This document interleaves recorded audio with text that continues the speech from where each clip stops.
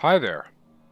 I don't normally talk much in my videos. I'm more of a raw footage person, but occasionally something comes up that I want to ramble about, and today's one of those days. I just finished watching the Fallout show on Amazon that released a few days ago, and I have some thoughts.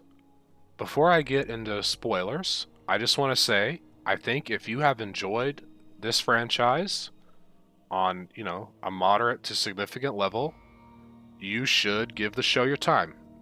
I think it's worth it. I'm going to have a few nitpicks and nerd complaints down the line here, but it did way more right than it did wrong. And it's probably the best video game adaptation thus far, with The Last of Us in a close second. So you should check it out.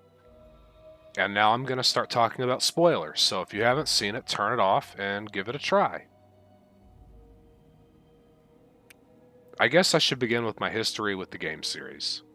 I played Fallout 2 as a youth and basically stumbled my way through the process. It was very hard, and I was not mature enough to wrap my head around a lot of the mechanics and the lore and the world, but I liked it. Uh, I did not get to play Fallout 3 or New Vegas until way after their release. I missed out on most of the 360 era thanks to the Red Ring of Death fiasco.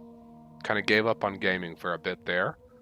And then eventually, when I came around to getting a PC, I got to go back and enjoy them, and really enjoyed every minute of it pretty much. I think Fallout 3 gets a bit of a bad rap. It definitely dumbed down the lore a bit.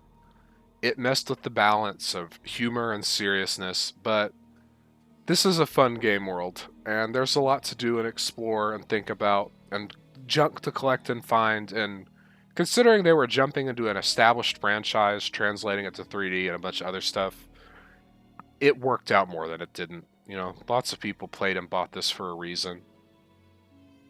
And then obviously a few years later you had New Vegas, which despite being made in a smaller time frame, rushed, you know, messy in some ways, it really brought back so much of the great lore from those original titles, and thus had a sense of world and development and factions and a bunch of other things that are widely beloved. Turn that down, sorry. So yeah, I do think New Vegas is the best game in the franchise. I do think that this is a probably then Fallout 2, then this, I would say. The hell's stomping around back there? So yeah, I'm very fond of the franchise. The only game I haven't world credits on now is Fallout 1. I need to force myself to do that at some point in the near future. But I like to think, I've looked up lore, I've watched a lot of videos about story, I've seen pretty much any important conversation in the games. I did play 4 quite a bit too, though I do believe it's the worst in the franchise. It really abandoned any sense of serious story to kind of be build a settlement, find your son game.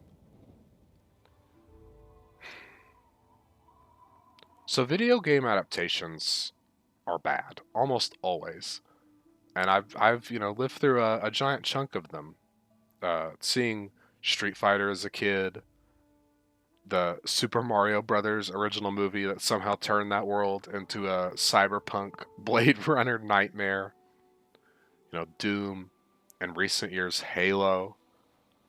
They will usually take the most basic visual aspects from a franchise and nothing else. And almost any other aspect will get botched in the process. Characters, environments, minor details, major details, significant lore problems. It just stacks up into this whirlwind of shit. I would say that Last of Us is pretty much the only other major contender for a game adaptation that has at least mature content, I would say. I'm sure that new Super Mario Brothers movie is fine, and there are some others sprinkled about.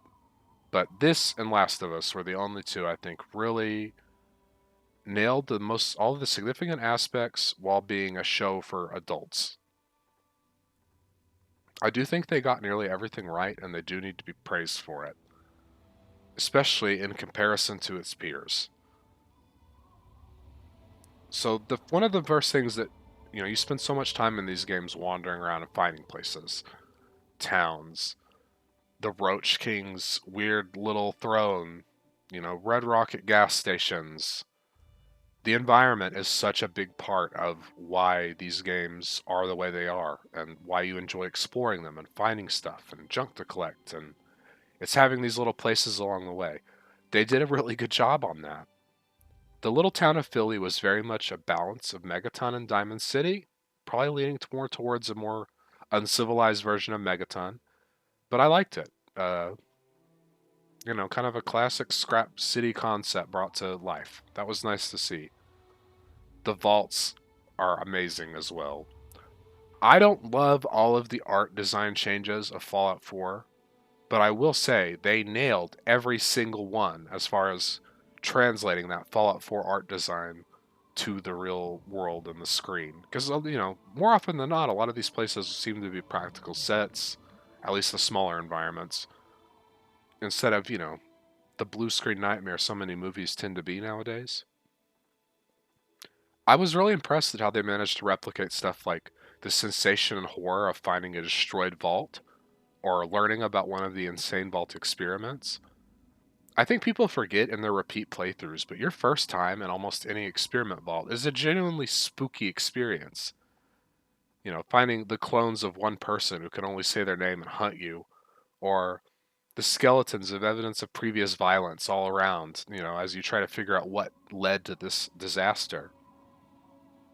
The other subbies, the Super Duper Mart, the Red Rocket gas station. It didn't just feel like they were cheaply using names, but they really matched the feeling and purpose of a lot of these locations. And I think they deserve a lot of credit for that. As far as characters go, I actually think that the protagonist, Lucy, was a near perfect depiction of what a morally good Vault Dweller personality should be. Educated, probably has the speech skill, approaching the outside world with a lot of naivety and trying to disarm conflicts with words.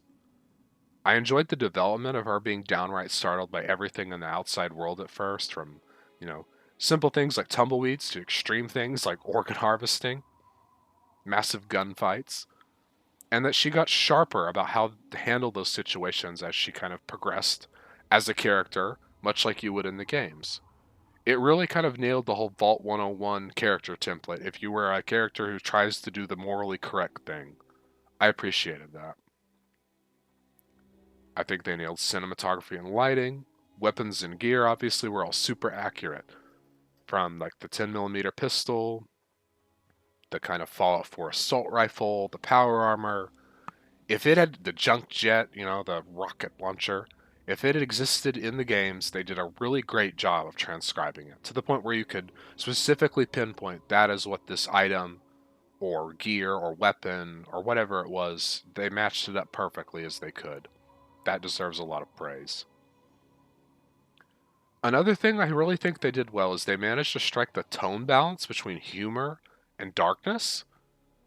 And this is something I think Bethesda kind of sort of messed up. Fallout 1 and 2 really do get that middle ground between some of this is the joking and the humor and the quirkiness and the references and the 1950s get up, and a lot of it is really fucking horrifying. I mean, for example, I think this game kind of messed that up, but there are still a lot of examples of that horror. They're just more environmental storytelling and less in your face direct involvement in the plot. And like the one that always thinks I come back to in my head is the Springvale Elementary School. When you explore that and you find that little cage with the child-sized skeletons, that made a fucking impression on me. You don't know if the raiders trapped those people there or if they're remnants from like around the blast, maybe they were taking shelter or what. But the fact that there are a bunch of child skeletons in an elementary school is horrifying. I mean, that's serious, legit horror shit. And I really think this show managed to kind of do both. It had the silliness, and sometimes it was like it would be funny gore and a funny joke. Sometimes it would be pretty serious gore. It would be kind of horrifying. People trapped in cages to be harvested for their organs. So I mean, it went back and forth on the two in a very that's a tough balance to ride, and they managed it. It was just so full of minor details, Easter eggs. I love that even like ethical quest dilemmas managed to show up. That was really worked best at the idea of taking or giving back the fusion core to Vault 4. The way she basically speech checked Maximus into doing the right thing, which is what she would want. That is a key part of all these games is choosing how you're going to handle things and knowing that your decision may screw a bunch of people over or you might really help them. This is kind of a minor thing and an interesting thing, but they managed to do it all over the place. They included actual video game sounds. It was so many, and it was so fun to try to clock them all. Pip-Boy noises, Pip-Boy flashlight, pulling a fusion core out to barter, unholstering a gun often made the game equip sound. Taking a drug inhaler made the drug sound. It was just fun to really keep my ears peeled to try to hear it everything. I can't think of any other video game movie that did it to this degree and this effectively. I think some of it might have sounded a little weird if you weren't familiar with the games and you couldn't clock those noises. You might think they were weird stock sound effects or something, but as a fan, that was chef's kiss. I really enjoyed it.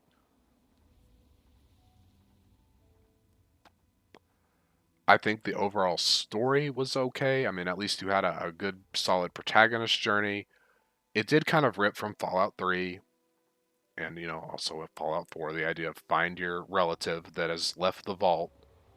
But I'm mostly okay with that. It's an adaptation, it's going to lift and borrow. That's probably how these things should work. With that said, I do have a few minor complaints, and I think some people have been absurdly angry about these to a fault, that they're missing the, you know, forest from the trees kind of thing. But the lore and existing world and factions do matter. Uh, who?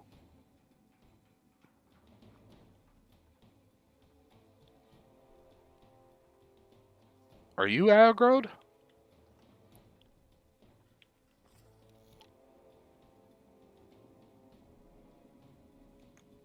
Hold on while I kill this.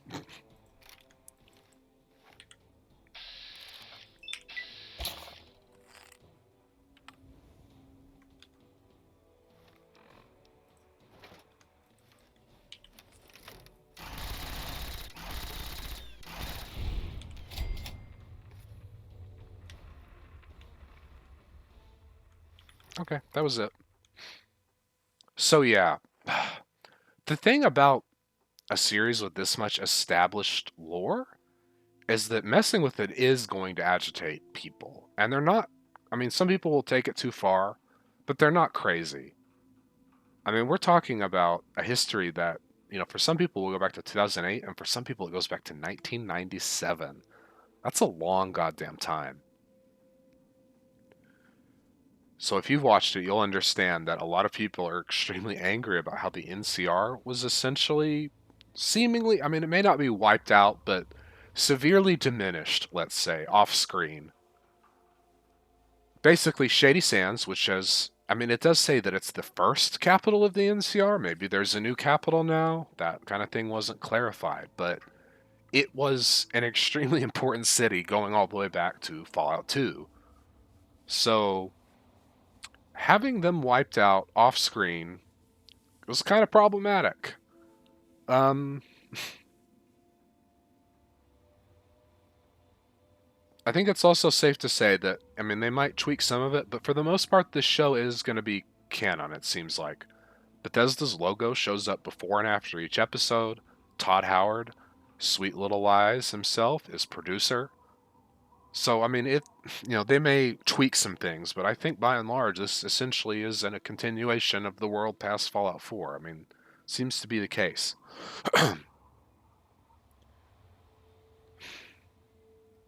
So, yeah, I mean, the NCR, New Vegas hints pretty strongly that they have overexerted themselves and they are probably on the road to collapse. They've, overextended in the Mojave. They're running out of food and water. Trade routes are getting messed up. The Legion's been a giant pain in the butt. I mean, there are even things you can like where the NCR is getting so desperate that they're hoping for like a magic agricultural pill in that super messed up Vault 22 with all the crazy plants. Like they really want something to basically to save them from their very imminent dilemmas.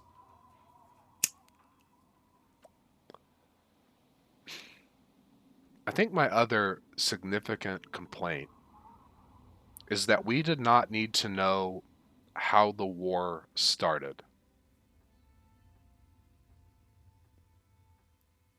Sometimes the most important element of a story doesn't need its backstory revealed. And I think the example, and granted, the show was a mess more than it wasn't, but this is something like The Walking Dead managed, where the why of how the zombie virus started or was created or spread, that kind of stuff isn't that important.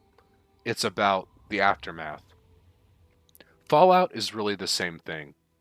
It didn't matter if America or China launched the first bomb, it's about what happened afterwards.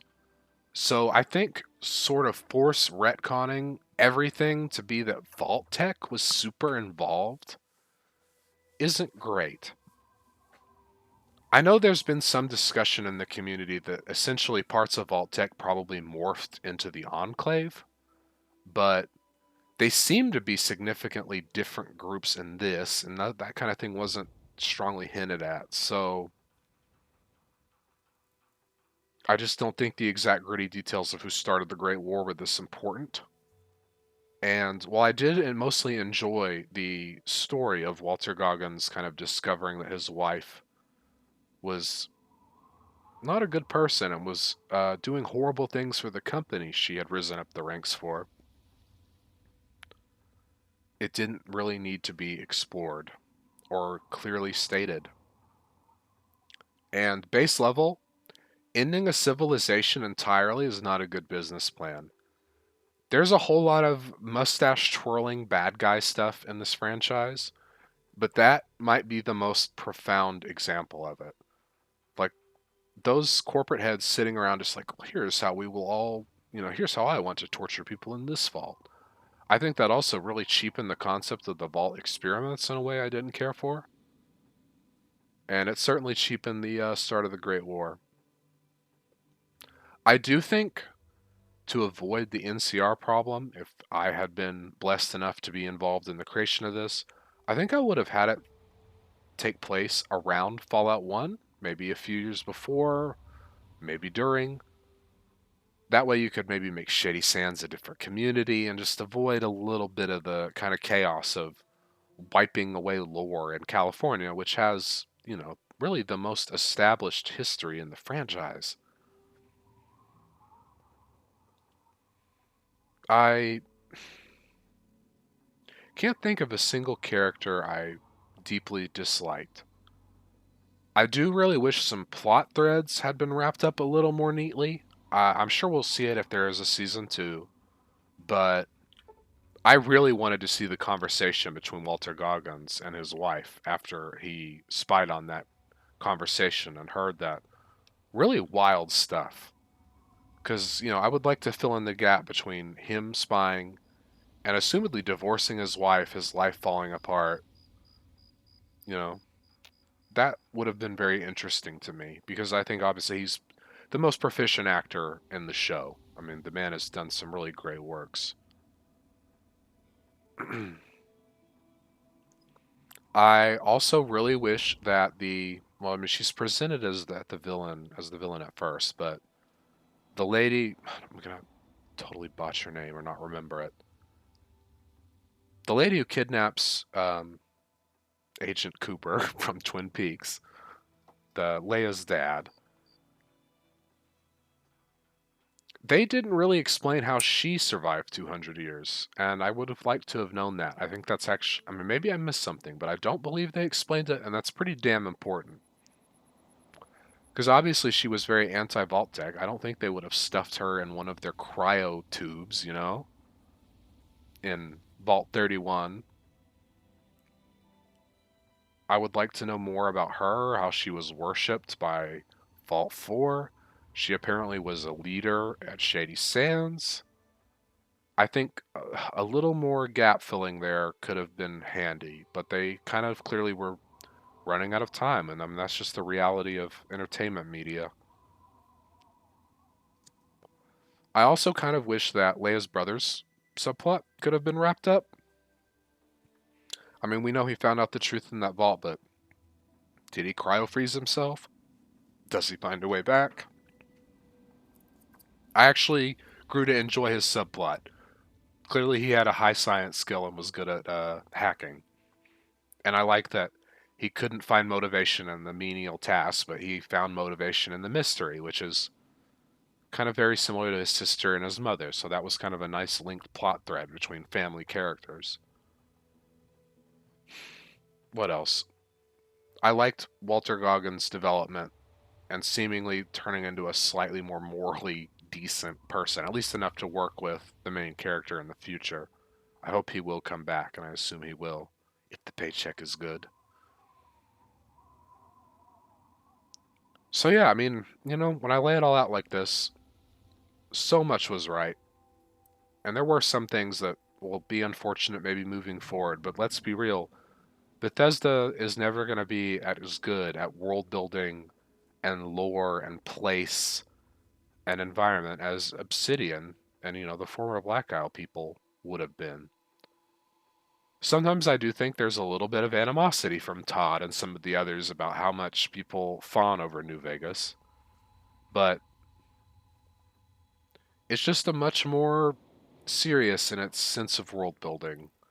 Megaton is fun, but it's kind of silly. Building your community around an abandoned, but possibly still functional nuclear bomb is just absurd. Moira at Craterside Supply is absurd. And while there is still a touch of that in New Vegas, and sometimes it gets downright silly. I mean, cannibals, tribes that became a legitimate casino but have still formalized eating people. It's like it took those concepts and said, what if we try to apply these to civilization rebuilding itself in a more serious fashion? Mm.